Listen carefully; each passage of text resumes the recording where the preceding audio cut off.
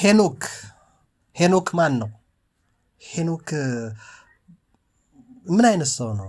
ማለት ስለ ሄኖክ ምንድን ነው መነጋገር የምንችለው? ማወቅ ያለብን ነገሮች መሰረታዊ ስለ ሄኖክ ምንድን ናቸው? እጅግ በጣም ጥልቅ የሆነ ትምህርት ነው ያነበብኩት ትላንትና ስለ ሄኖክ። ስለሱ ከመግለጼ በፊት ዛሬ በዩቲዩብ ላይ የምለጥፍላችሁ ይህንን ቀድቼ ማለት ነው 89ኛ ይሆናል። 4 ወር ሆነኝ። 4 ወር ማለት 120 ቀን ማለት ነው። በ120 ቀን 89ኛው ልጥፌ ይሆናል። ሰብስክራይብ የምታደርጉ ሰዎች 83 አካባቢ ደርሳችኋል። መልካም ነው፣ ጥሩ ነው። እንደኔ ያለ አንዳንድ ቁም ነገር አይጠፋውም ብላችሁ የመጣችሁ ሰዎች በጣም አደንቃችኋለሁ፣ አመሰግናችኋለሁ። አስተያየት ሀሳብ የምትሰጡ ሰዎችም እየደወላችሁም ቢሆን አስተያየት እየሰጣችሁኝ ያላችሁት ሰዎች በጣም አድናቂያችሁ አክባሪያችሁ ነኝ። መልካም ሀሳብ የሰጣችሁኝ ሰዎች አላችሁ።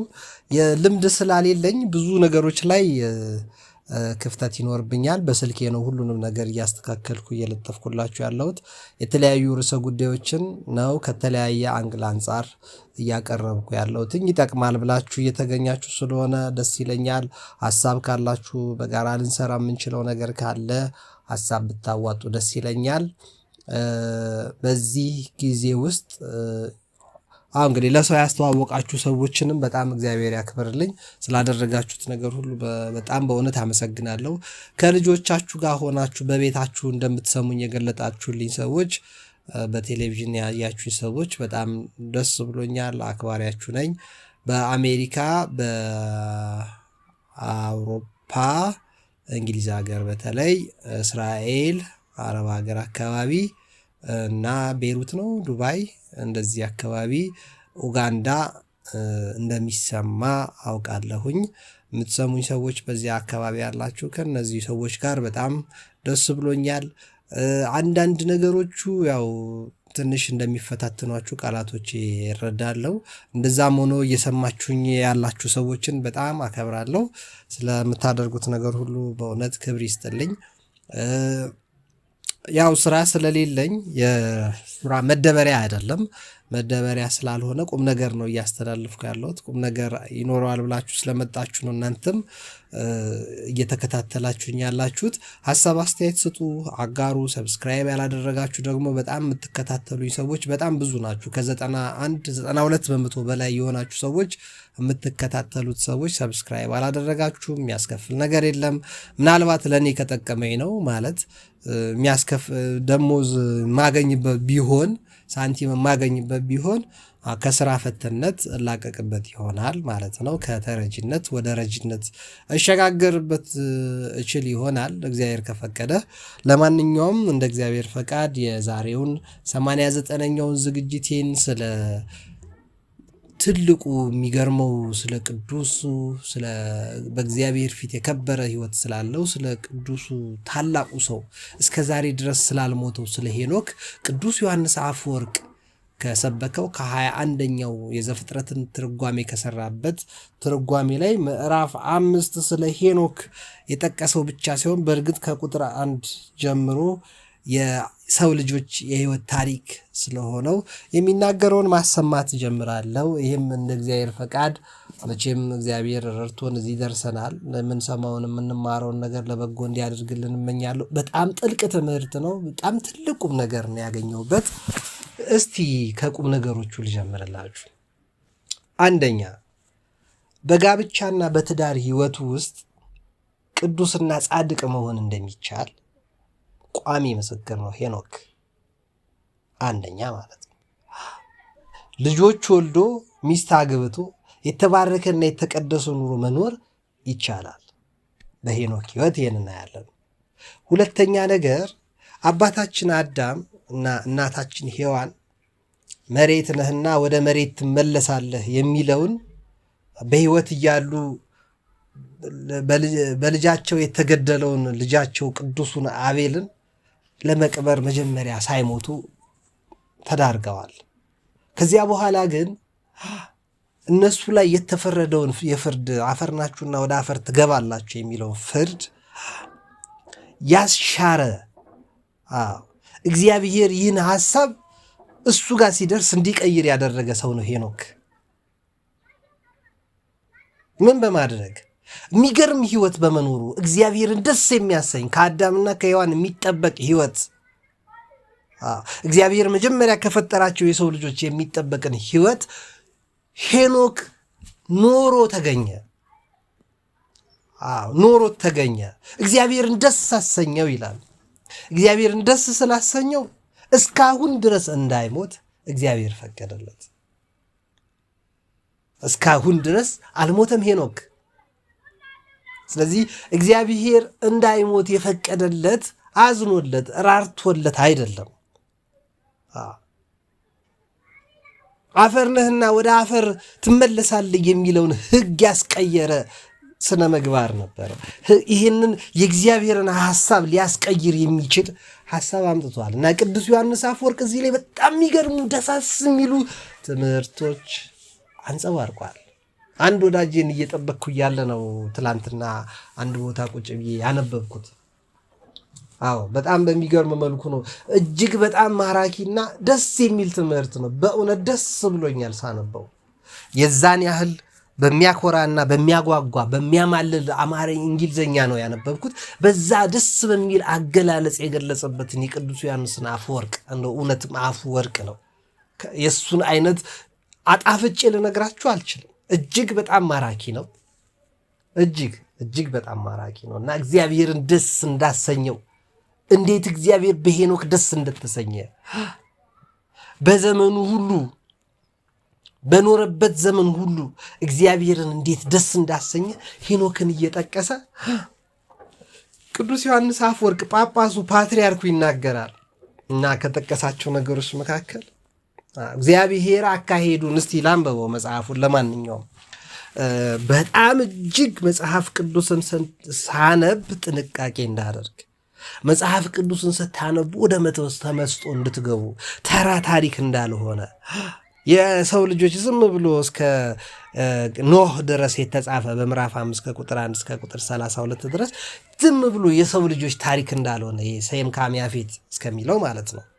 ዝም ብሎ ታሪክ እንዳልሆነ ውስጡ እጅግ የታመቀ ጥልቅ ትምህርት እንዳለው የሚገርመውን ታላቁን አባት ነቢየ እግዚአብሔር ቅዱስ ሙሴን እየጠቀሰ በሚገርም መልኩ ነው የሚጠቅሰው እና ያንን ሐሳብ ከመግለጽ ጋር ተያይዞ ላንብብላችሁ። ምዕራፍ 1 ላይ ነው። ምዕራፍ 5 ቁጥር 1 ላይ ይቅርታ፣ የአዳም የትውልዱ መጽሐፍ ይህ ነው ይላል። ገና እዚህ ላይ ሲጀምር ያዕቆብና ቅዱስ ዮሐንስ አፈወርቅ ይህ እኮ ምዕራፍ 5 ነው፣ ለምንድን ነው የአዳም የትውልዱ መጽሐፍ ይህ ነው ያለው ሲል የቃየን ታሪክ የተሰረዘበት፣ ወንድሙን የገደለው ወንድሙን ደጉን ንጹሑን ሊንከባከበውና ሊጠብቀው ሊያግዘውና ሊደግፈው ቢወድቅ እንኳን ሊያነሳው የሚገባውን ወንድሙን በድንጋይ የገደለው የዛ የጨካኙ የክፉ ብኩኑን የተረገምኩን ዘመኑ ሁሉ የእርግማን ይሁንበት ተቀበዝበዝ ባክን የተባለው የቃኤል ታሪክ የተሰረዘበት የቃኤል ሕይወት የሌለበት አዲስ የአዳም የትውልድ መጽሐፍ ስለሆነ አዲስ ምዕራፍ ስለሆነ እንዲህ አለ ይላል ቅዱስ ዮሐንስ አፈወርቅ። የአዳም የትውልዱ መጽሐፍ ነው የተባለው ለምንድን ነው? የቃኤል ሕይወትና የዘሮቹ ሕይወት እዚህ ውስጥ ስለሌለ ነው። እግዚአብሔር አዳምን በፈጠረ ቀን በእግዚአብሔር ምሳሌ አደረገው። እግዚአብሔር አዳምን ሲፈጥረው በምሳሌው አደረገው። እግዚአብሔርን መስሎ እንዲኖር ማለት ምን ማለት ነው? ገዢነት እንዲኖረው፣ መቆጣጠር እንዲችል፣ በሁሉ ላይ ጌታ እንዲሆን፣ በባህር በምድር በጫካ በበረሃ በአየር ላይ የሚበሩ አዕዋፋትን ከዋክብትና ሰማይና ምድር ላይ የሚገኙትን የሚታዩትን ፍጥረታት በሙሉ እንዲገዛ፣ እንዲገራ፣ እንዲቆጣጠር፣ እንዲነግስባቸውም እግዚአብሔር የጌትነት ጸጋ ሰጥቶ ፈጠረው አባታችን አዳምን። ወዳጄ ይህን ስታነባ አንተም ማስተውል፣ እህቴ አንቺም ማስተውል። አንቺም ጌታ ነሽ የፍጥረታት፣ አንተም ጌታ ነህ የፍጥረታት። የምትሰማኝ ወዳጄ ራስን ዝቅ አታድርግ፣ ራስሽን ዝቅ አታድርጊ። ተስፋ አትቁረጥ፣ አትቁረጪ። ምክንያቱም አዳምና ሔዋንን የፈጠረ እግዚአብሔር ነው። አንቺን የፈጠረው አንተን የፈጠረው ይህን ሁሉ ያዘጋጀው ለአንተ ለእኔ ነው። ታሪክ አይደለም እናነበው ማለት ነው። እግዚአብሔር በምሳሌው አደረገው፣ ወንድና ሴትንም አድርጎ ፈጠራቸው። መፍጠር ብቻ አይደለም፣ ምንም አላቸው? ባረካቸው። ምን ብሎ ባረካቸው? ብዙ ተባዙ፣ የምድርንም በረከት ብሉ፣ ፍጥረታትንም ግዙ ብሎ ባርኮ አዳምና ሔዋንን ከመፍጠር በዘለለ ነፍስ ከመስጠት በዘለለ ባረካቸው። ስማቸውንም በፈጠረበት ቀን አዳም ብሎ ጠራቸው።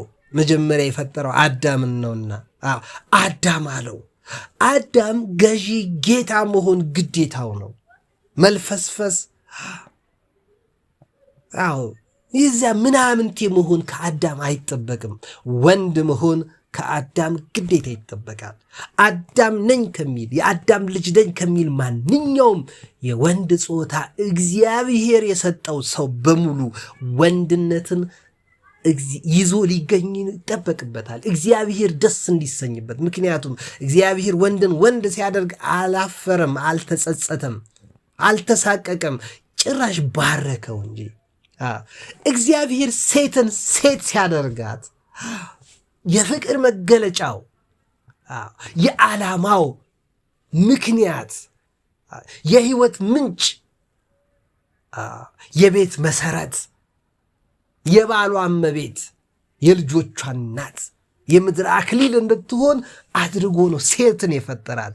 ሴትን እግዚአብሔር ሴት አድርጎ እስከፈጠራት ድረስ ሴት ሆና ልትገኝ ይገባታል። ያኔ ነው እግዚአብሔር የባረካት። ሴትን ሴት ካደረገ በኋላ ባረካት። ምን ብሎ? ብዢ ተባዢ፣ የምድርንም በረከት ግዢም፣ ፍጥረታትንም ሁሉ ግዢ። ባልሽ አዳም፣ ጌታሽ አዳም ለአንቺ ለመቤቱ እንደተፈጠረው ሁሉ አንቺም ለጌታሽ ለባልሽ እንደተፈጠርሽ ሁሉ የባልሽ አካል ዘውድ ህይወት እንድትሆኝው የቤቱ ጉልላት ነው። ጉልላት ማቶኝ ራስም መሆን አትችይም። በእርግጥ እሱ ነው ጌታ መሆን የሚችለው ባል። ይሄ የእግዚአብሔር ፈቃድ ነው። የወር አበባ ለምን ይፈሰኛል አይባልም። ለምን ጡት ተሰጠኝ አይባልም። ለምንድነው ለኔ ጸጉር የተሰጠኝ አይባልም። እንደማይባለው ሁሉ ለምንድነው አዳም ጌታዬ የሆነው አይባልም። በቃ ወንድነት አልተሰጠሽም ማለት ሴትነትሽ ዝቅ ያለ ነው፣ ዝቃጭ ነው፣ ተራ ነው፣ ኮልኮሌ ነገር ነው ማለት አይደለም። እግዚአብሔር ግሩምና ድንቅ አድርጎ የሰው ልጅ የመሰለ በአርአያሽና በአምሳልሽ ለሰው ልጅ ተክተሽ ትውልድ ልታስረክቢ ልታስቀጢ ምክንያት ያደረገሽ ዘር ተቀባይ ሆነሽ ልጅ ግን ጸንሰሽ ወልደሽ አቅፈሽ አጥርተሽ አዝለሽ እንድታሳድጊ ከትዕግስት ከፍቅር ከትህትና ከሰላም ጋር ልዩ ጸጋ እግዚአብሔር በጸጉርሽ ልክ ያገናነበሽ ነሽ አንቺ እህት እና እናቴ እህት ዓለም ባለሽበት ልክ እግዚአብሔር ሴትነትሽን ባርኮታል። የሚባርከው ደሞዝሽ አይደለም። እግዚአብሔር የባረከው የተወለድሽበትን ቤተሰብ የተወለድሽበትን ዘር ቆጥረሽ የተባረኩት ከዚህ ዘር ስለሆነ ነው እንድትይ የተርታ የኢዮብ አይነት ሚስት የዘቀጠ ንግግር ከአፍሽ እንዲወጣ አይደለም። እግዚአብሔር ግሩምና ድንቅ አድርጎ ሴት አድርጎ ነው የፈጠረሽ። ከአዳም ገላ ውስጥ ነው ያወጣሽ። አዳም ከምድር አፈር ከትቢያ ላይ ያነሳው ጌታ ከጎኑ አውጥቶ እንዴት በሆነ በማይታወቅ ረቂቅ በሆነ የመፍጠሪ መንገድ ሴት አድርጎሻል። እግዚአብሔር ነው ሴት አድርጎ የሰራሽ፣ ሳይንስ አይደለም። አንቺ የላቦራቶሪ አይጥ አይደለሽም። አንቺ እንስሳ አይደለሽም። እግዚአብሔር በመልኩና በአርአያው የፈጠረች ፍጥረታትን ልትገዢ የሚገባሽ እህት ዓለም ነሽ አንቺ። ይላል ቅዱስ ዮሐንስ አፈወርቅ። እስቲ በኋላ መለስበታለሁ። ቅዱስ ጳውሎስ የሚለውን እየጠቀሰ ጆሮ ጌጥ፣ የአንገት ሐብል፣ የፀጉር አክሊል፣ ሌላ ድሪቶ ልብስ፣ ውድ የሆኑ ዕቃዎችን በመሸመት በተለይ እህቶቻችን የምትጠቁበት ይላል ቅዱስ ዮሐንስ አፈወርቅ። እንደዚያ በሆነ ውበት አይሁንላችሁ፣ ውበታችሁ ክርስቶስ ነው። ልክ ቅድስት አርሴማ ውበቴ ክርስቶስ ነው ብላ የወንድ ገላ ጠልታት ተጸይፋ ሳይሆናው አይገባኝም አልፈልገው ምናኔ ነው የኔ ድርሻ ብላ ራሷን ለክርስቶስ ያጨች ንጽሕት ድንግል የሆነች ቅድስት ብላቴና ነች። ሮማዊት ጣሊያናዊት የሆነች ከጣሊያኖች ጋር የተለየ ፍቅር የለንም። ከጻድቃን ጋር እኛ ኢትዮጵያውያን የተለየ ፍቅር አለን። ከጣሊያን የተገኘች ከሮማዊ ዘር የተገኘች ቅድስት አርሴማን ጣሊያናዊ ስለሆነች አይደለም እናከብራት። ጣሊያናዊ ስለሆነ አይደለም ሞሶሎኒን የምንጠላው። የጣሊያን ጀነራሎችን ብዙ ህዝብ በአዲስ አበባ በደብረ ሊባኖስ በአዲስ አበባ ዩኒቨርሲቲ በመላ ኢትዮጵያ ላይ የገደሉ እየለቀሙ የተማሩትን የገደሉትን ጣሊያኖች ስለሆነ አይደለም የምንጠላቸው። ከክፋታቸው ከርኩሰታቸውና ከተንኮልና ተንከሲስ ከመሆናቸው የተነሳ ነው። ቅድስት አርሴማ የሚወደድ ነገር ስላላት አይደለም ስሟን ህንፃ ቤተ ክርስቲያን ሰርተን መታሰቢያ እናደርጋለን። ስዕሏን አክብረን እንይዛለን። ገድል ድርሳን ይደረስላታል። ትምህርቷን እንማራለን። መታሰቢያ አላት። መስከረም 29 ሰሞኑን ተከበረም አይደል? አዎ ጅሩ አርሴማ፣ ቦንጋ አርሴማ፣ ይርጋለም አያልን ወሎ ነው ሲሪንቃ እንደዚህ እየተባለ እንጠራታለን። እግዚአብሔር ነው ግሩም ድንቅ አድርጎ አንቺን የፈጠረሽ እህት ዓለም። እስቲ ወደ ቀደመው ነገር እንመለስ። አዳም 230 ዓመት ኖረ ይላል ቁጥር 3 ላይ። አስበኸዋል? 230 ዓመት የተባለው አቤል ከተገደለ በኋላ ቃየል የተሰረዘበትን የህይወት ታሪኩን ዘሎት ነው። ለክፎች መታሰቢያ የላቸውም የሚለው ቅዱሱ መጽሐፍ ክፉን ቃየልን አላሰበውም፣ በቃ ረሳው፣ ዘለለው። የሚዘለል ነውና ልጆቹን የልጅ ልጆቹን ታሪክ ረሳ። ይህም ብኩን ትውልድ ባክኑ የሚያባክን ረክሶ የሚያረክስ የገዛ ወንድሙ ላይ ጨካኝ የሚሆን ድንጋይ የሚያነሳ የረከሰ የበሰበሰ ትውልድ እግዚአብሔር መታሰቢያውን ሰረዘው። ዘፍጥረት ምዕራፍ 5 ላይ የአዳም ዕድሜ 230 የተባለው ከአቤል በኋላ ልክ ሴት የሚባለው ልጅ ሲወለድ ነው። እስቲ እናንብበው ምን ይላል?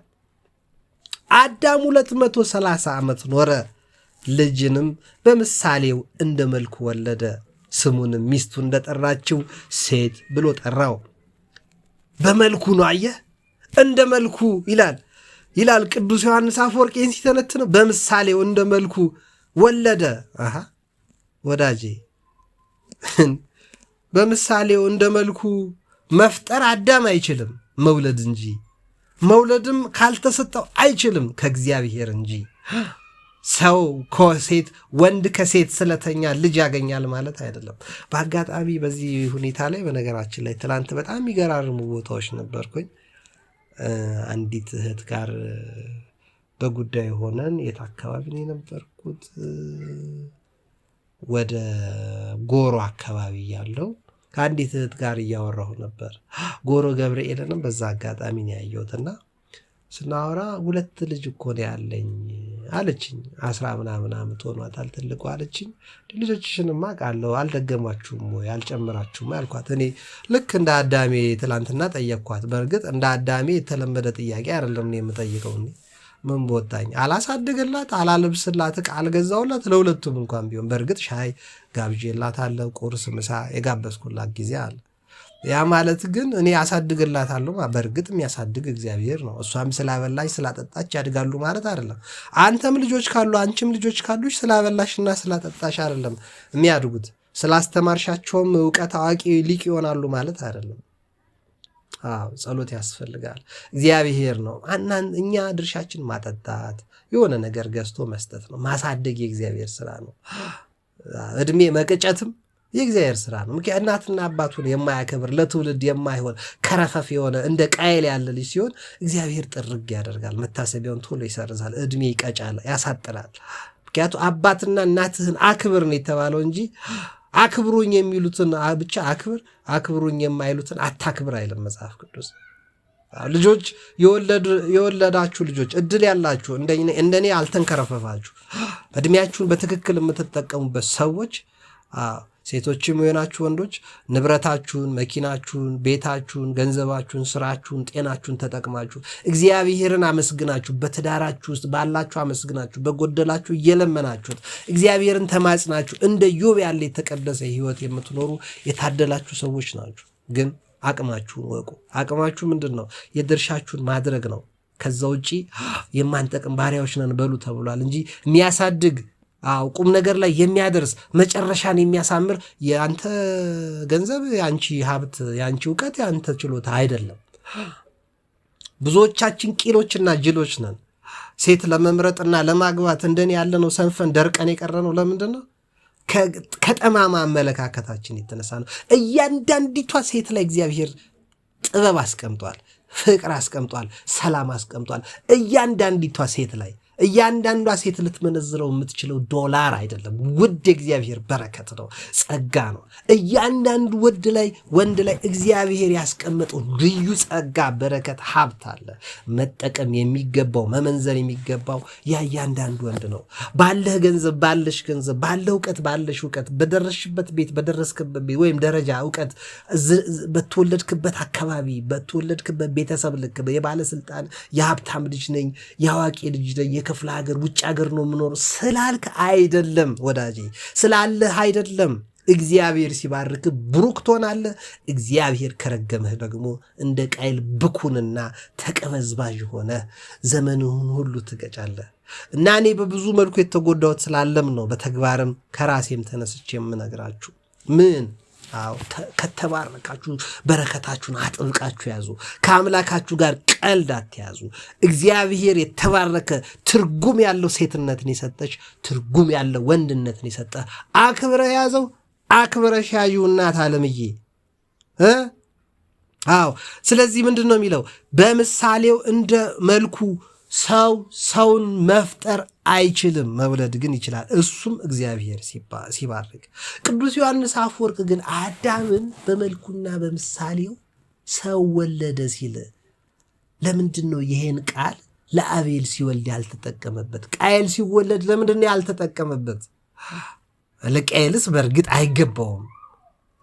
ጭራሽ ኃጢአተኛን የረከሰ ለወንድሙ ማይመች ለትውልድ የማይሆን ብኩንና የተረገመ ተቅበዝባዥ ልጅ በመልክና በምሳሌ ፈጠርኩ ትላለህ አትልም? ይሄ ልጄ ነው ብለህ የምታፍርበት እኮ ልጅ ይኖርሃል።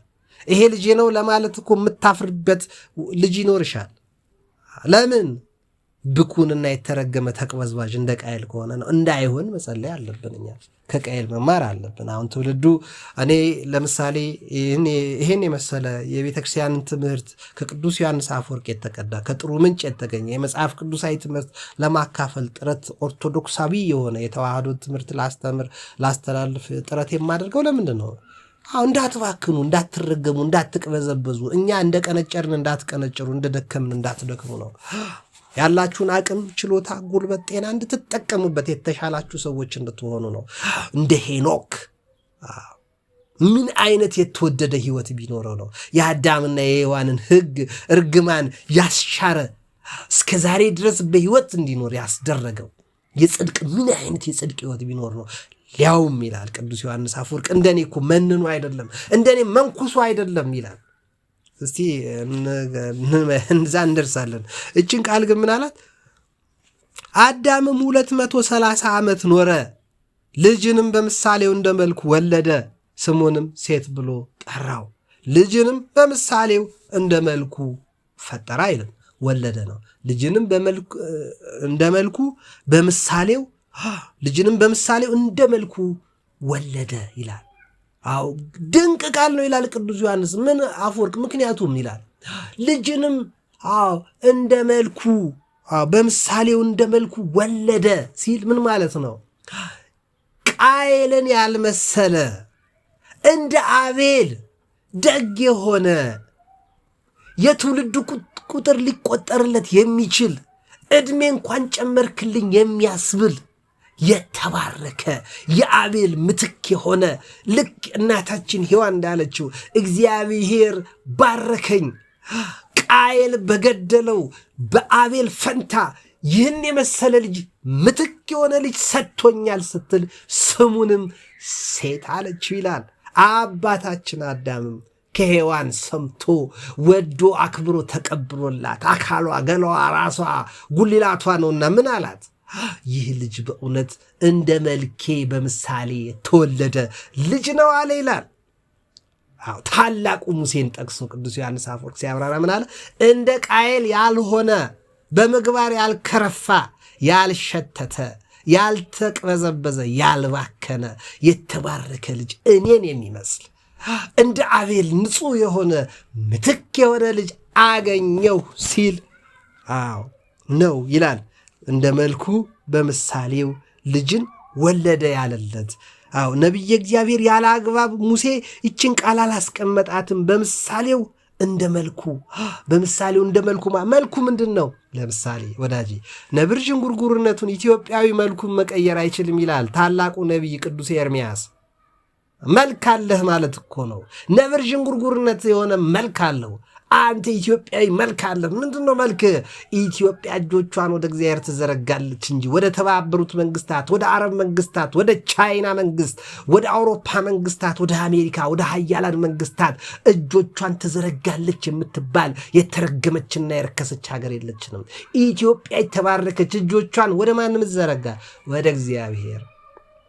ደንበል ሲቲ ሴንተር ላይ ቦሌ አካባቢ ያለ ህንፃ ላይ ዝም ብለ ጥቅሱን መለጠፍ አይደለም። ኢትዮጵያ እጆቿን ወደ እግዚአብሔር ትዘረጋለች ማለት ጥቅስ መለጠፍ አይደለም፣ መኖር ነው። እጅን ዘርግተ መኖር ነው። ለአባቶች አምላክ መስገድ ነው። በእውነት እንደ አቤል የሆነ እንደ ሴት ያለ እንደ ሄኖክ ደግሞ እግዚአብሔርንም ደስ የሚያሰኝ በእውነት ህይወት ያለው ያልሞተ ያልበሰበሰ ህይወት በያለንበት ልንኖር ዛሬም ይጠበቅብናል። ማንን የሚያስደስት እግዚአብሔርን እንዲባርከን ግድ የሚያስበት እንዳንሞት የስጋን ሞት እንኳን እንዳንሞት ሊያስደርግ የሚችል ቅድስና ካለን እግዚአብሔር ዛሬም ስጦታው ጠባብ ትንሽ አይደለም፣ እጀ ጠባብ አይደለም። አይኑ ከማየት ጆሮ ከመስማት አልደነቆረችም አልፈዘዘችም እንደሚል መጽሐፍ እግዚአብሔር ዛሬም በረከቱን ከመስጠት የታቀበ አምላክ አይደለም። ግን ለሚገባው ነው። ለማ ለኔ ነው፣ ላንተ ነው፣ ላንቺ ነው፣ ለነሱ ነው፣ ለነማን ነው የሚሰጠው? ጌታ ዛሬ የጌታን በረከት ያገኛል ማለት ነው። መልክክ ማንን ይመስላል ነው ወዳጄ? መልክሽ ማንን ይመስላል? በእርግጥ እግዚአብሔርን ይመስላልን? በምሳሌው እንደ መልኩ የሆነ ልጅ ሴትን ወለደ እንደተባለለት በእውነት የክርስቶስ መልክ አለሽን? ኢትዮጵያዊ መልክ አለህን? ካለህ እግዚአብሔር ዛሬም ሊባርክህ ዝግጁ ነው። ሄኖክ ያልሞተው እስከ ዛሬ ድረስ ለምን ይመስልሃል? አካሄዱን እግዚአብሔርን ደስ የሚያሰኝ ስለሆነ ነው። ከአዳምና ከሔዋን ከገነት ውጡ፣ በላባችሁ ወዝ ጥራችሁ ግራችሁ ብሉ። ምድር ከአንተ የተነሳ የተረገመች ትሁን፣ ልፋባት ጣርባትና ብላ ከተባለው ከአባታችን ከአዳም ይልቅ የሚያስደስት ሕይወት ሄኖክ ይዞ ሲገኝ እግዚአብሔር አዳም ላይ እንደጨከነ ሄኖክ ላይ መጨከን አልቻለም። ቀድሞም ሊገድላቸው አዳም አባታችንን እናታችን ሔዋንን ሊገድላቸው ቀድሞም እንዳልፈጠረ እወቁ ይላል ቅዱስ ዮሐንስ አፈወርቅ። በማን ሕይወት? በቅዱሱ በሄኖክ ሕይወት። ለምን? አካሄዳቸው እግዚአብሔር ደስ የሚያሰኝ ሕይወቱ እግዚአብሔርን የሚማርክ ሲሆን ለአዳም የተቃጣውን መቅሰፍት መዓት የሞት እርግማን ከሄኖክ ላይ ያዘለት። አይሞትም ማለት አይደለም ይላል ቅዱስ ዮሐንስ አፈወርቅ። ይሞታል። ነገር ግን በ900 ምናምን ዓመት ሞትን እንዳይቀምስ አደረገው። ስለዚህ ወሰደው። እስቲ እዛ ጋር እንደርሳለን። ግን ለማንኛውም ለማለት ነው መጽሐፍ ቅዱስ ነው። ይሄ ቅዱስ መጽሐፍ ነው። ቅዱስ ሕይወት ነው። የሞተ ሕይወት የሞተ ታሪክ አይደለም የምናወራው። እያንዳንዷ እዚህ መጽሐፍ ቅዱስ ላይ የተመዘገበች በጣም በሚገርም መልኩ በቅድስት ሥላሴ ዩኒቨርሲቲም ሆነ በሰንበት ትምህርት ቤት በተለያየ መልኩ ከሰባኪያን ከሰማሁት በላይ ቅዱስ ዮሐንስ አፈወርቅ አጣፍጦ ነው የተናገረው። ምን ይላል ስለ ቅዱስ መጽሐፍ? ይህንን ትምህርት ሲተረጉም በጣም ነው ደስ ያለኝ። ለምን? ለሰውነትህ ልብስ ትጨነቃለህ፣ ጫማ ትገዛለታለህ፣ ስልክ ትገዛለህ፣ መኪና ትገዛለህ። እጅግ ብትታመም ውድ የሆነ ገንዘብ ከፍለ ውድ ሐኪም ያለበት ቦታ ላይ የማይገኝ ሐኪም የተባለበት ቦታ ላይ ሄደ አይን፣ ጆሮ፣ ጭንቅላት፣ ጉበት፣ አጥንት፣ ኩላሊት፣ ሳምባ፣ ልብ ቢታመም እግር ሆነ እጅ ከእግር ጥፍር እስከ ራስ ፀጉር ስፔሻላይዝድ አድርጓል። በልዩ መልኩ የተመራመረ ነው። እንደሱ ያለ የለም ጠቢብ ነው የሚባልበት ውድ ሐኪም ውድ ክፍያ ከፍለ ለዚህ ነፍስ ብትለየው ለሚሸትና ለሚከረፋ ይላል ቅዱስ ዮሐንስ አፈወርቅ፣ ለሚበሰብስ አስከሬን ለሚባል ገላክ ውድ ክፍያ ከፍለ ሐኪም ጋር ትጠነቀቅለታለህ። ጥሩ ምግብ ትበላለህ። ጥሩ መጠጥ ለመጠጣት ጥረት ታደርጋለህ። ጥሩ ጫማ ትጫማለህ። ጥሩ ልብስ ታደርጋለህ። ጥሩ መኪና፣ ጥሩ ቤት፣ ጥሩ ንብረት፣ ጥሩ ሀብት፣ ጥሩ ስራ እንዲኖር ጥረት ታደርጋለህ። ይህ ሁሉ ለሚሸትና ለሚበሰብስ ገላህ ነው ይላል። ማን ባይኖር? ነፍስህ ባይኖር ይላል ቅዱስ ዮሐንስ አፈወርቅ። ወዳጄ ልብ አድርገሃል? ለነፍስህስ መቼ ነው የምታስመረምራት? ነፍስህንስ ውዱ ሐኪም ጋር የምትወስዳት መቼ ነው? አዎ ለነፍስ ጥሩ ምግብ የምትመግባት፣ ለነፍስ ጥሩ መጠጥ የምታጠጣት፣ ጥሩ ልብስ የምታለብሳት፣ ጥሩ ጫማ የምታጫማት ነፍስህን መቼ ነው ይላል። እባክህ ወንድሜ ነፍስ የሌለህ እንስሳ ይመስል አታግበስብስ። እንስሳ አውሬ እንደሚኖረው ተስፋ እንደሌላቸው ፍጡራን አትሁን ይላል ቅዱስ ዮሐንስ አፈወርቅ። ወዳጄ ድንቅ የሆነ ትምህርት ነው። አዎ ነቢዩ ታላቁ እግዚአብሔር ሞትን እንዳያይ ያደረገው ቅዱሱ ሄኖክ አዎ ለነፍሱም ለስጋውም ጥሩ ልብስ ማልበስ የቻለ፣ ጥሩ ጫማ ማጫማት የቻለ፣ ጥሩ ንብረት የሚጠብቅላቸው የሚያደርግ፣ ስጋውን እንደሚያበላ ነፍሱን የሚያበላ፣ ስጋውን እንደሚያጠጣ ነፍሱን የሚያጠጣ ታላቅ አባት ነው ይላል። እንዴት ሕግ አልተጻፈለት? መጽሐፍ የለ፣ ብሉይ ኪዳን የለ፣ አዲስ ኪዳን። አዎ ታቦት አልወረደ፣ ቤተ መቅደስ አልተሰራ፣ ነቢያት የሉ፣ ሐዋርያት። በምን አወቀ? ወዳጅ አስተውል፣ ልብ አድርግ ይላል። የታላቁን የሄኖክ ታሪክ ልብ አድርገህ ያዘው ይላል። አዎ እግዚአብሔር ያለ ሕግ እግዚአብሔርን ያስደሰተ፣ ያለ ኦሪት በእግዚአብሔር ፊት ንጹሕ መስዋዕት ያቀረበ፣ ያለ አዲስ ኪዳን እግዚአብሔርን ደስ የሚያሰኝ አዲስ ኪዳን ሕይወት ይዞ የተገኘ ከአዳም 7ተኛ የሆነ ትውልድ እግዚአብሔርን ደስ የሚያሰኝ ተገኘ። ስሙም ሄኖክ ይባላል። እግዚአብሔርን ደስ አሰኝቶላልና እግዚአብሔር እንዳይሞት ፈለገ፣ አልሞተምም ይላል። አዎ ወዳጄ ዛሬስ ነው፣ ዛሬስ ለስጋ እውነት ነው። አሁን ከማረገው ጫማ በላይ እኔ 20-30 ጫማ ቢኖረኝ ያማሩ ጫማዎች ለሰውነቴ ለአካል የሚስማማ ለእግሬ የሚመጥን ለሰውነቴ የሚመጥነኝ ልብስ፣ ጫማ፣ ሱሪ፣ ቀሚስ ወይ ቀሚስ የተምታታበት ዘመን ሱሪ ቢኖረኝ፣ ከነቴራ ቢኖረኝ፣ ሹራብ ጃኬት ቢኖረኝ፣ ስልኮቼና ቤቴ ቢኖሩኝ ደስ ይለኛል። አቤት ምንም እስከ ዛሬ ድረስ ነው እንደ ደስ የሚያሰኙ ንብረቶች ኖሮኛ አያውቁም፣ እንኳን ለነፍሴ ለስጋዬ። እኔ ደግሞ የተረገምኩ ነኝ መሰለኝ ከቤተሰባችን ሁሉ። በእውነት በጣም ነው የሚገርመኝ። ሰዎች ሲለብሱት ደስ የሚለኝ፣ ለእኔ ግን ያስጠላኛል። ሰዎች ሲጫሙት ደስ ይለኛል። እኔ ጋር ቀና ይሆናል፣ ግን እኔ ጋር ሳረገው በጣም ነው የሚያስጠላኝ። ለምን እንደሆነ አላውቅም፣ ግን በዛው ልክ የሚመጥነኝ አላገኘውም። የተባረካችሁ እናንተ ሴቶች፣ የተባረካችሁ እናንተ ወንዶች የሚመጥናችሁ ጫማ አርጋችሁ ይሆናል። የሚመጥናችሁ ልብስ ለብሳችሁ ይሆናል። የሚመጥናችሁ ካልሲ ተጫምታችሁ ይሆናል። የጡት ማስያዣ ከነቴራ፣ የውስጥ ሱሪያችሁ፣ ሱሪ፣ ጃኬት፣ ሹራብ የምታረጉት ልብስ፣ ለፀጉራችሁ፣ ለራሳችሁ፣ ለሰውነታችሁ፣ ለእጃችሁ፣ ለስልካችሁ፣ ለመኪናችሁ ውድ ነገር አድርጋችሁ ተጠቅማችሁ ይሆናል። እሰይ እንኳንም ተሳካላችሁ፣ እንኳንም አደረጋችሁ፣ እንኳንም ለስጋችሁ ጠቀማችሁት፣ እንኳንም አማረባችሁ። ግን ነፍሳችሁ ትሸታለች፣ በስብሳለች ወይስ በእውነት ክርስቶስን ትሸታለች? ሄኖክን ትሸታለች? አቤል የሚሸት ነፍስ አላችሁ? ሴት ሔዋን አዳም የሚል ከዚያ በላይማ የተባረኩት የጻድቃን የሰማዕታት አይነት ሕይወት አላት። ድንግል ማርያም መልአክ የምትሸት መዓዛ ያላት ሕይወት አላችሁ። እግዚአብሔርን የሚስብ እግዚአብሔርን የሚያቀርብ እቤታችሁ በገባው በመጣው በባረኳችሁ የሚያስብል ሕይወት አላችሁ። አለን። ብዙዎቻችን የሚያሳዝን ሕይወት ነው የምንኖረው አውቃለሁ። የብዙዎቻችን ሕይወት አሳዛኝ ነው ወንድም እህቶቼ።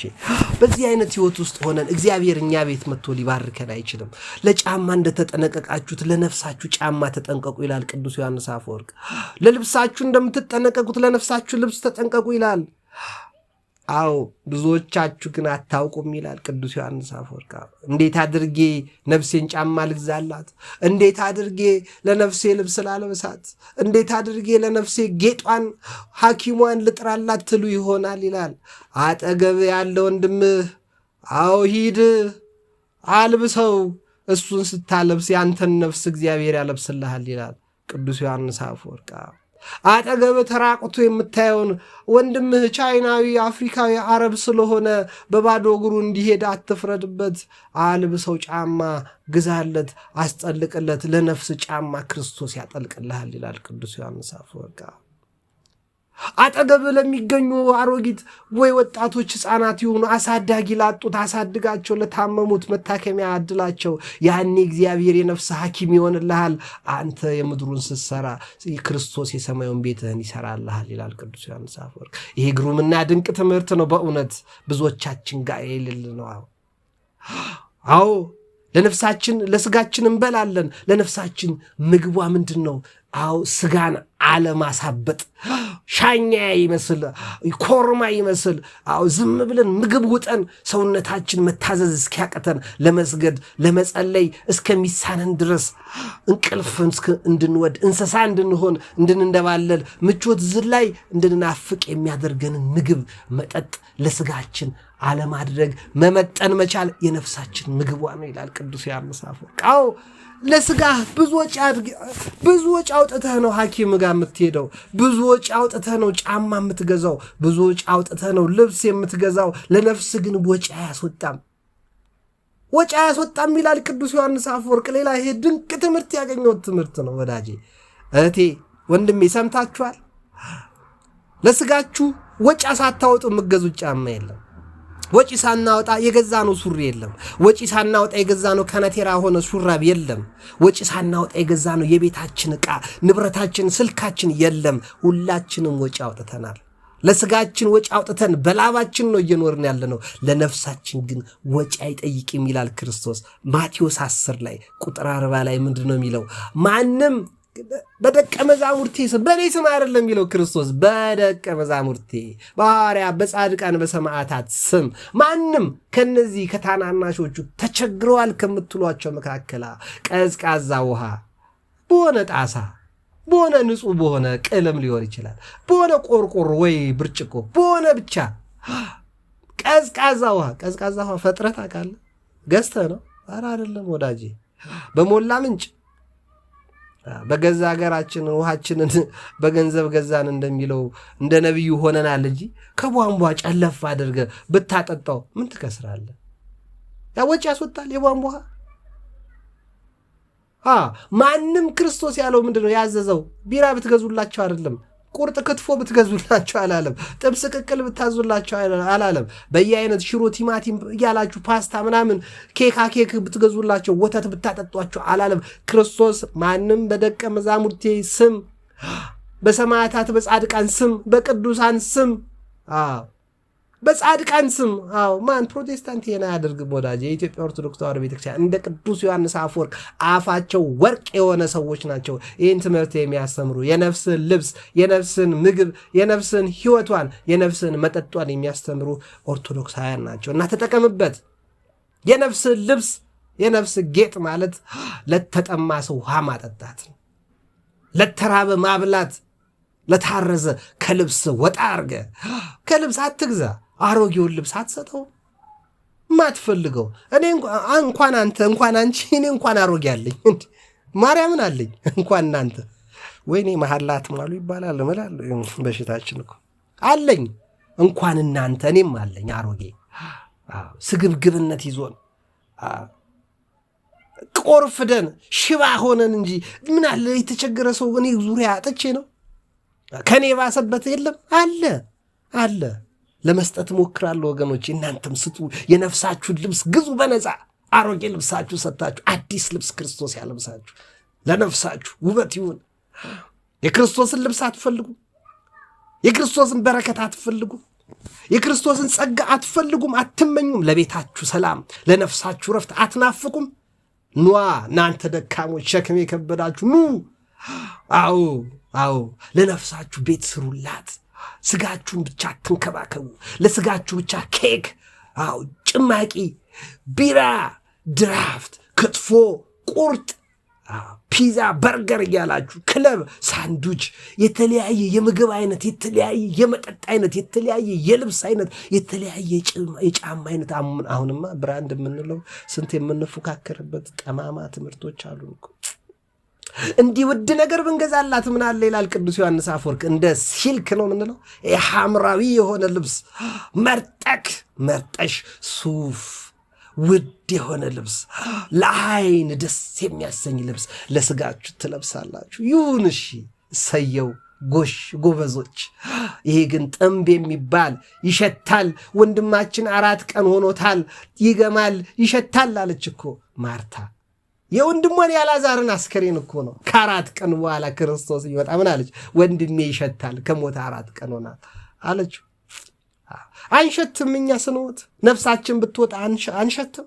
እንሸት፣ እንገማ፣ እንበሰብስ፣ እንተላ።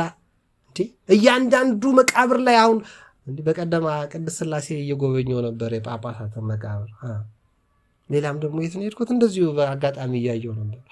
እዛ ውስጥ ያሉት ነፍስ ያላቸው ሰዎች ናቸው። አስከሬን ነው ያለው። ነፍስማ ወደ ሰጣት ወደ እግዚአብሔር ወደ ላይ ወጣለች ከነ ነፍሱ የሄደ ግን ከነ ስጋው ሳይበሰብስ ግን እስከ ዛሬ ያለ ሄኖክ አለ። እንደሱ ያሉ የተባረኩ ሰዎች አሉ። እኛ ግን መበስበስ ግዴታችን ነው። ምን አድርገን? ክርስትና ጭብጥ ኩርምት ድቅቄ የፖለቲካ ትምህርት አይደለም፣ የበሰበሰ ትምህርት አይደለም። ክርስትና አንዳንዶች እንደሚያስተምሩት የጠነዛ ትምህርት አይደለም። እከክል የተጨመላለቀ የተድበሰበሰ እየተደባበቀን የሚኖር ህይወት አይደለም። ግልጽ ህይወት ነው። በተራራ ላይ ያለ ብርሃን ማን ሊደብቀው ይችላል? ብርሃን ተራ ክርስትና ጨው ነው። ጨው አልጫ ቢሆን ምን ይጠቅማል እንዳለ ነው መጽሐፍ። ክርስትና ህይወት ነው፣ የሚኖር ህይወት ነው፣ የሚያበራ ነው። ታክሲ ውስጥ ያበራል፣ አውቶቡስ ውስጥ ያበራል፣ አውሮፕላን ላይ ያበራል፣ መርከብ ላይ ያበራል። ክርስትና በጫካ ውስጥ ያበራል፣ በውትድርና ያበራል፣ በሳይንስ ፕሮፌሰር ብትሆን ያበራል፣ በታላላቅ የስልጣን ወንበር ላይ ብትቀመጥ ክርስቲያን ኮንክ የሚያበራ አምላክ ነው ያለ። ማን ነው ያለው አንተ ጋር? የነፍስ ጌጧ ክርስቶስ ነው። ክርስቶስ ግን ከሌለ በቁምም ብስብስ ነው የምትባለው ወዳጅ። እግዚአብሔር እንደዚህ በቁም ከመበስበስ ይሰውረናል።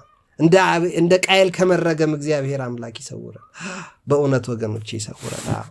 አዎ እንደዚህ ካለ የእርግማን ህይወት አይመጥነንም፣ አይገባንም፣ አያሻንም። የነፍሷን ጌጧን፣ የነፍሷን ልብሷን፣ የነፍሳችንን ህይወቷን ልንጠነቀቅላት ይገባል። መርዳት ማገዝ ብቻ ቅዱሳት መጽሐፍት አንብቡ ይላል። የነፍስ ምግብ አንዱ ማንበብ ነው። ቅዳሴ ማስቀደስ፣ ጾም መጾም፣ ጸሎት መጸለይ፣ መስገድ መቻል፣ ቤተ ክርስቲያን መሄድ፣ የቅድስና ሥራ መስራት፣ ከሚስታችሁ ጋር መልካም ቃላት መለዋወጥ፣ ከልጆቻችሁ ጋር ያማሩ ቃላቶችን መለዋወጥ፣ ቤታችሁን ሰላማዊ ቤት ማድረግ ከቻላችሁ የነፍሳችሁን ምግብ፣ የነፍሳችሁን ዕጣን፣ የነፍሳችሁን መዓዛ አስዋባችሁ ማለት ነው። ያኔ ቅዱሳን መላእክት በቤታችሁ ይገኛሉ። ያኔ ጻድቃን ሰማዕታት በቤታችሁ ይገኛሉ። ከሁሉ በላይ የሁሉ አባትና አምላክ መድኃኔ ዓለም ኢየሱስ ክርስቶስ እደጅ ቆሜ አንኳኳለሁ ይላል።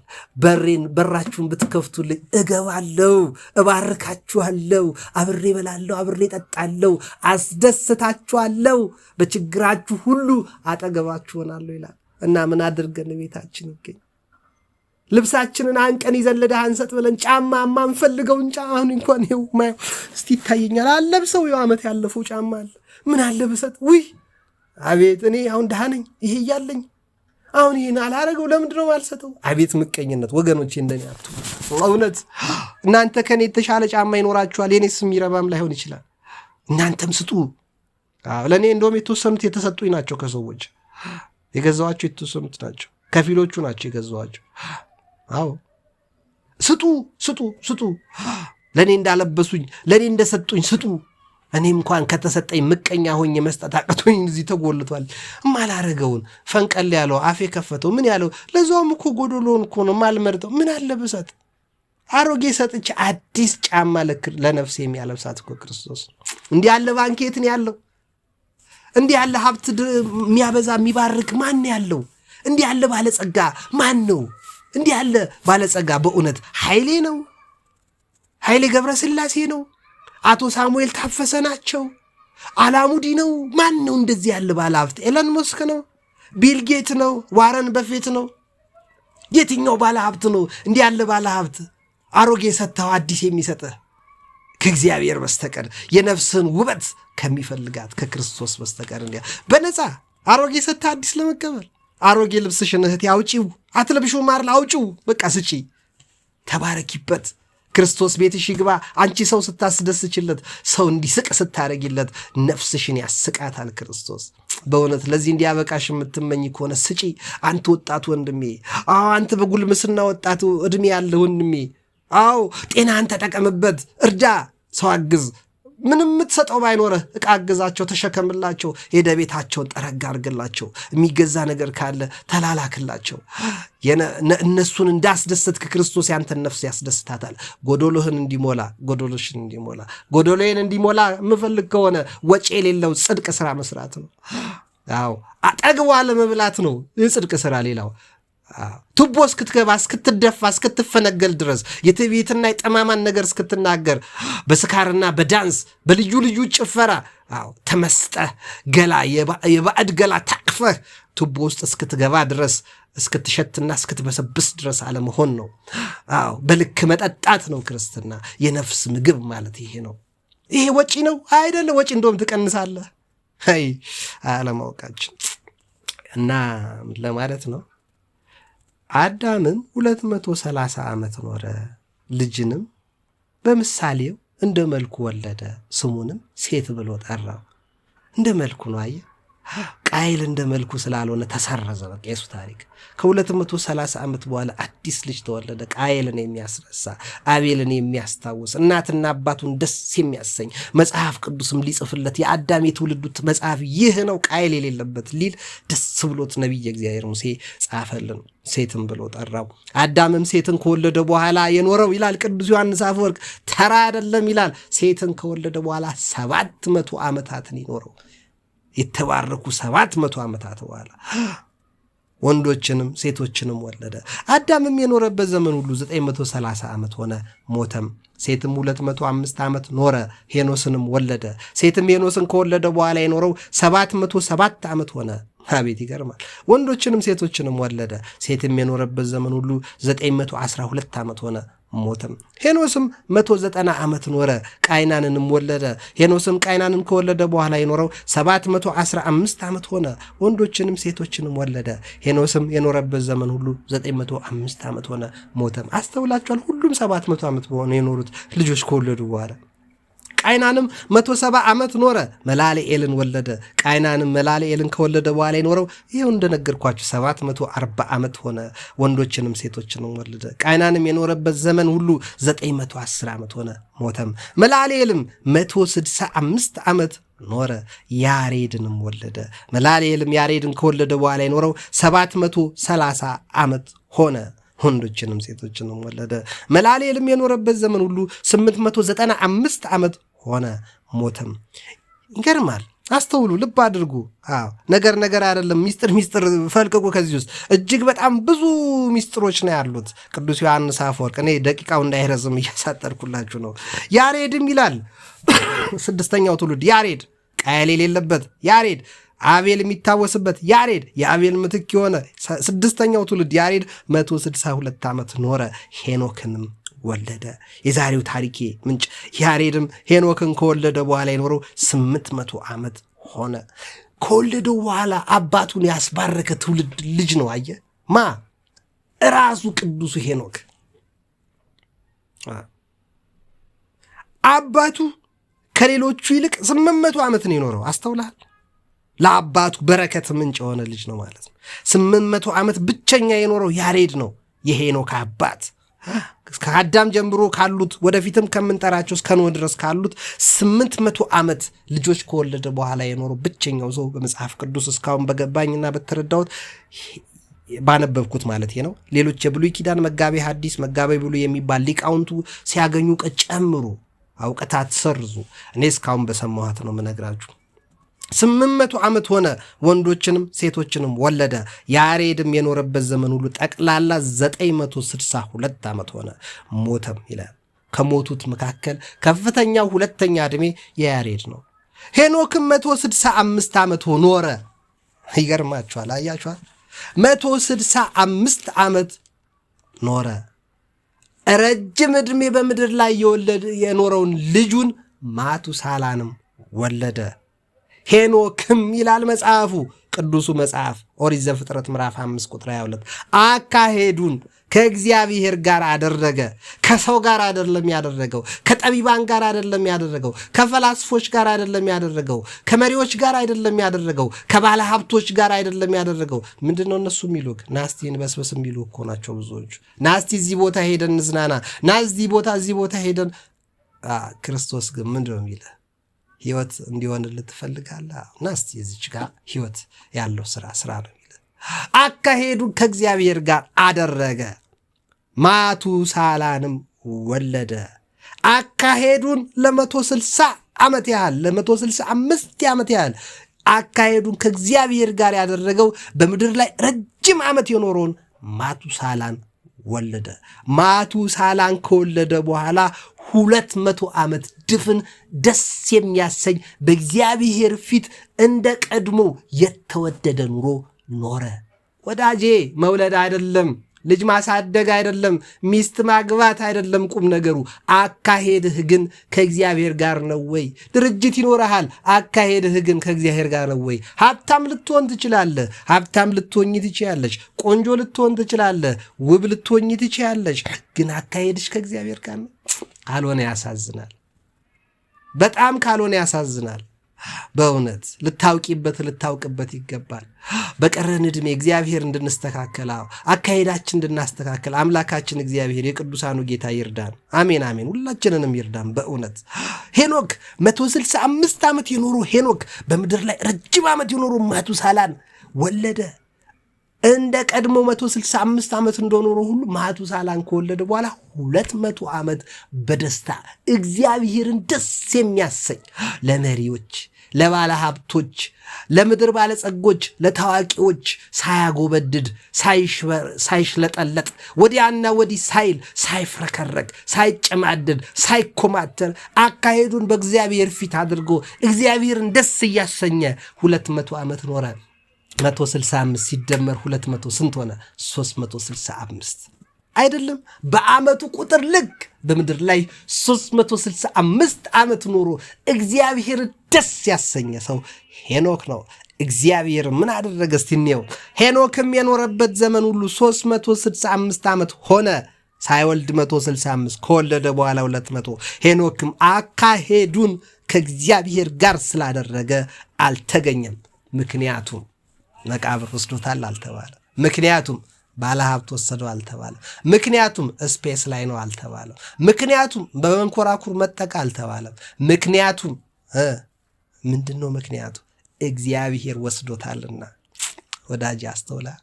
ከገነት አባትና እናቱን አዳምና ሔዋንን ያስወጣ እግዚአብሔር ያስወጣቸው እግዚአብሔር ወሰደው ከምድር። አትመጠንም ለምድር ብሎ። ወዳጅ አንተ የት ነህ? ለመቃብር ነው የምትመጥነው? ለገነት ለሞት የሞት ህይወት ነው የምትኖረው ወይስ የህይወት? እህት ዓለም እንዴት ነው ህይወትሽ? ልናስተውልበት ይገባል። አካሄዱን ከእግዚአብሔር ጋር ያደረገው ሄኖክ እዚህ ምድር ላይ አልተገኘም። ምክንያቱም እግዚአብሔርን ደስ አሰኝቷልና እግዚአብሔር ወስዶታል ይላል። ማቱሳላም ላጠቃቅላችሁ በዛው። ማቱሳላም 187 ዓመት ኖረ፣ ላሜህንም ወለደ። ማቱሳላም ላሜህን ከወለደ በኋላ የኖረው 782 ዓመት ሆነ። 800 እንኳን አልሞላም። ወንዶችንም ሴቶችንም ወለደ። ማቱሳላም የኖረበት ዘመን ሁሉ 969 ዓመት ሆነ፣ ሞተም። ልጁ አባቱ ሲያርግ ያየ ማቱሳላ። አያችሁ፣ ማቱሳላ አባቱ ሲያርግ አይቷል።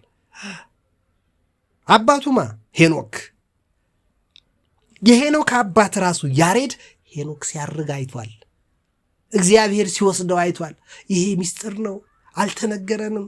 ልናነብ ይገባል። ቅዱሳት መጻሕፍትን ልንፈለፍል ይገባል። የነፍሳችንን ምግብ ልናድን ይገባል። ዕውቀት ያለበት፣ ሰላም ያለበት፣ በረከት ያለበት የትኛውም ጉባኤ ላይ ልንጠፋ አይገባም የሚባለው ለዚህ ነው ወገኖቼ። ላሜህም 182 ዓመት ኖረ፣ ልጅንም ወለደ፣ ስሙንም እግዚአብሔር በረገማት ምድር ይላል። እግዚአብሔር በአዳምና በሔዋን አባታችን በእኛ ሥራ ምክንያት በረገማት ምድር ከተግባራችንና ከእጅ ሥራችን ይህ ያሳርፈናል ሲል ኖህ ብሎ ጠራው ይላል። ታላቁ ቅዱስ ዮሐንስ አፈወርቅ እግዚአብሔር በረገማት ምድር ያሳርፈናል ሲል ምን ማለቱ ነው ሲል ይጠይቃል።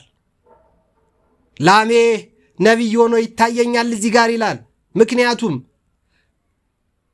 አዎ ኖህ ሥራ አላስቀረልንም፣ ኖህ እርሻ አላስቀረልንም፣ በላባችን በወዛችን መኖርን ኖህ አላስቀረልንም። ነገር ግን ከተረገመው ትውልድ መካከል ቅዱስ ሆኖ ተገኝቶ በመርከብ ይድናል ሲል ላሜህ ትንቢት ተናገረ ይላል ቅዱስ ዮሐንስ አፈወርቅ።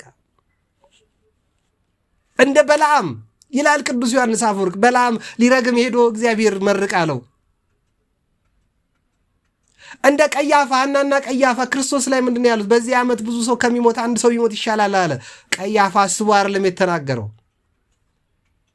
ሊቀ ካህኑ ለክርስቶስ ትንቢት ተናገረ፣ ክርስቶስ ይገደላል ብሎ አስቦ አይደለም ይላል ቅዱስ ዮሐንስ አፈወርቅ። እነዚያ ሚስጥሮች እያመጣ ላሜ በዚህ ምድር ካለው ሕይወት ላይ ያሳርፈናል ሲል ለእኔና ለአንተ ላንቺ አውሮፓዊ፣ ኤዥያዊ፣ አፍሪካዊ፣ አረብ ተባብለን ለምንጣላ የሴም ያፌት የካም ልጆች ለእኛ እረፍት የሚሆነን ሕይወት የሚሆነን ዕድሜ የሚያስቀጥልልን ልጅ ነው ብሎ ስሙን ኖህ አለው። እግዚአብሔር በረገማት ምድር ከተግባራችን ከእጅ ስራችን፣ ከእጅ ማለት ምንድን ነው ይላል? ከእጅ ስራችን ማለት ከቆሻሻ ስራችን፣ ከቆሻሻ ተግባራችን፣ ከልክስክስ አካሄዳችን፣ ከሰዶማዊነት፣ ከሰካርን፣ ከዘፋኝነት፣ ከሴትና ወንድ ወሲባዊ ያልተገባ ድርጊት፣ ከረከሰ ስራችን የሚያድነን በንፍር ውሃ ትውልዱ ሲጠፋ ይህ ልጅ ነው ብሎ ላሜህ ትንቢት ተናገረ ይላል ቅዱሱ መጽሐፍን የተረጎመው ቅዱስ ዮሐንስ አፈወርቅ። ስሙንም እግዚአብሔር በረገማት ምድር ከተግባራችንና ከእጅ ስራችን ይህ ያሳርፈናል ሲል ኖህ ብሎ ጠራ ይላል። ላሜህም ልጨርሰው። ኖህን ከወለደ በኋላ የኖረው 565 ዓመት ሆነ፣ ወንዶችንም ሴቶችንም ወለደ። ላሜህ የኖረበት ዘመን ሁሉ 747 ዓመት ሆነ። ይህ አጭሩ ዕድሜ ነው ማለት ነው፣ ከኖህ በፊት የተኖረ። ኖህም የ500 ዓመት ሰው ነበረ። ስንት ልጆች አሉት እዚህ ሰዓት ላይ? ኖህ፣ ሴም፣ ካም፣ ያፌት የሚባሉ ሴም፣ ካም፣ ያፌት የሚባሉ አረብ፣ አፍሪካዊ፣ አውሮፓዊ የምንለው ወይም የሰው ልጅ አባቶች የምንላቸው እነዚህ 3 ታላላቅ ልጆች ይዞ ከሚስቶቻቸውና ከሚስቱ ጋር ሄዳ ነው። ኖህ 500 ዓመት ሲሆን የተጠቀሰበት 500 የተባለበት ምክንያት ስላለኝ ነው የምዘምርልህ፣ ምክንያት ስላለኝ ነው የምዘምርልሽ እያልን ልንዘምር የሚገባን ብዙ ነገር አለ ወዳጄ። ይህን ያህል ካስታወስኳችሁ ይበቃል። ትላንትና ሳላስበው ተንቀጭቅዤ በቃ ያንን ሰው ሳገኝ ዘግቼባችኋለሁ። ይህንንም ተንቀጭቅዤ እንዳልሰጋባችሁ በዚሁ ትምህርቱን እናጠቃለን። አካሄዱን ከእግዚአብሔር ጋር ያደረገው የሄኖክ ታሪክ ይሄን ይመስላል።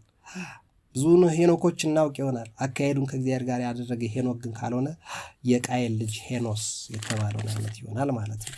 እንረሳለን፣ እንሰርዛለን።